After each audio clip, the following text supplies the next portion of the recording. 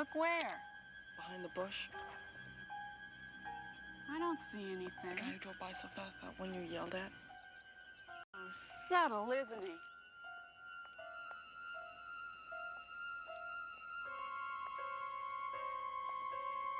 Hey, creep.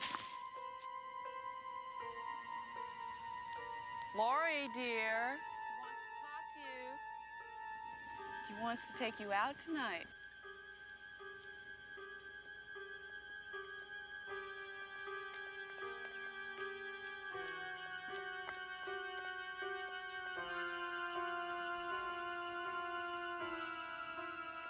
He was standing right there.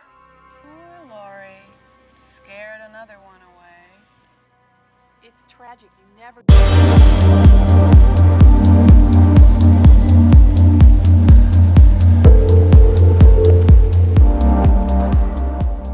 Hello everyone, this is Pico Entertainment and we're back again, and here now we have another video for you.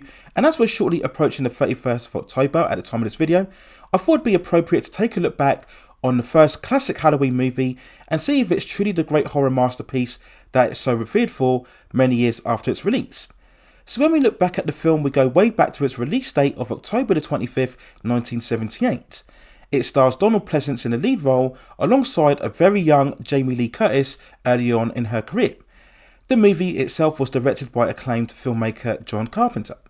Now the story of Halloween opens in the suburban town of Haddonfield on a Halloween night back in 1963, where a 6-year-old child named Michael Myers for some reason decides to stab and kill his sister Judith with a kitchen knife.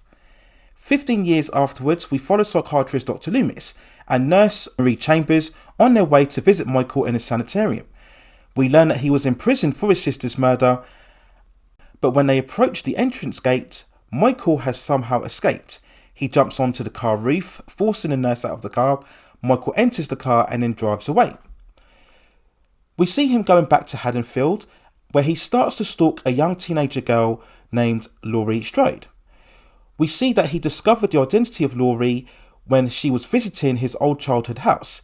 She put the key through the letterbox because her father owns the property and is planning to sell it. After seeing Michael stalking Laurie unrelentingly throughout the day, the story shifts to night, when Laurie and her friend named Annie are babysitting young minors. Michael then proceeds to pursue and attack Laurie, killing anybody who gets in his way. And when looking back at Halloween, it's still looked upon today, as I mentioned before, as one of the greatest horror movies of all time. And when talking about this, we ask the question why? Why is it after 40 years plus, is it still held in regard over many horror movies that have come out since its overall release? Well, having watched the movie again recently, I think if there was one term to sum up the movie of Halloween and why it works so well, it would be minimalism.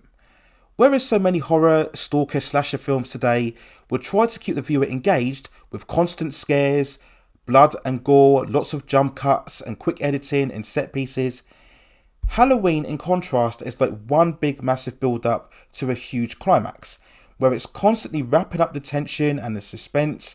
You don't really get lots of blood and gore, or even indeed killing.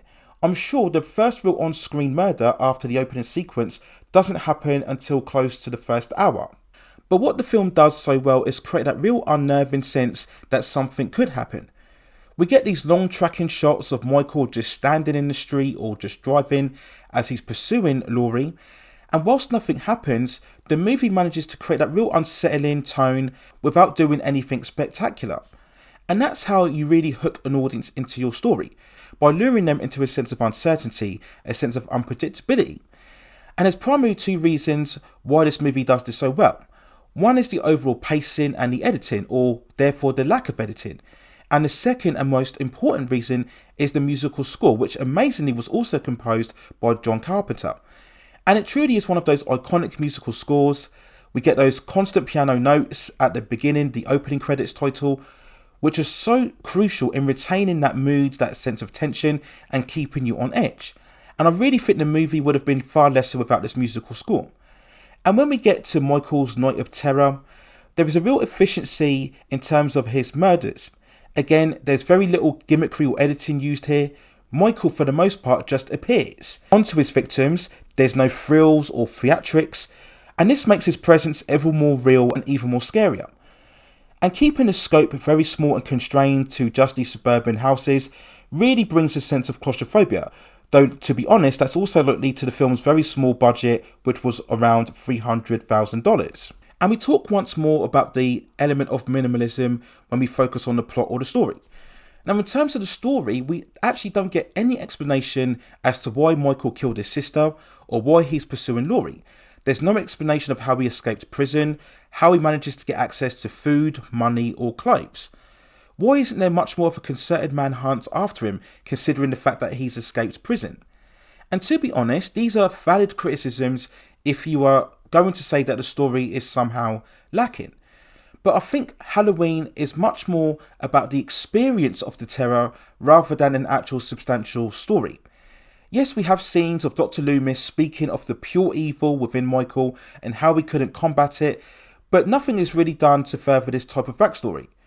Michael really is much more of a device rather than a character.